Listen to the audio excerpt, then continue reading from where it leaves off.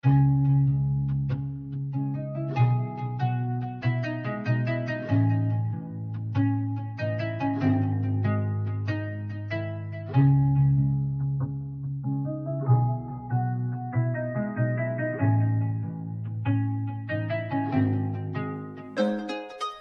κύκλος και ο κύκλος ενώνεται και κλείνει. Βόμβα στα θεμέλια να δούμε τι θα μείνει.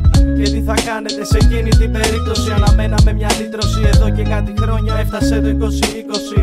Εδώ γράφουμε για μας και στα αρχίδια μου του καθένα η εντύπωση. Στοιχοί που γίνονται αντίδοτο στην ύπνωση. Λιόφορο εκδίκηση και τους πιάνει ευθύδρωση. Στους 4 τροχούς είναι η κίνηση. 4x4 πήγα στο διάολο και πίσω με έφερα. Σκηνικά που μου γυρνούσανε τα έντερα. Χαράχτηκαν μες στο μυαλό, χρειάστηκαν λίγα δεύτερα. Η επιβίωση, η νέα θεά του πολέμου. Ό,τι δικό μου είναι δικό σου, αδελφέ μου.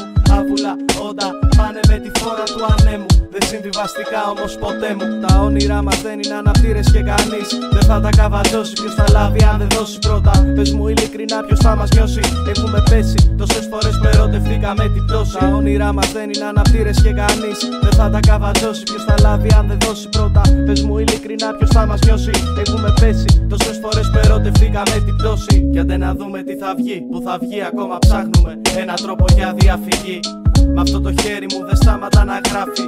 Δεν μου αρέσει να ανοίγομαι κι έτσι τα περισσότερα κουπλέ μου θα μείνουνε στο ράφι.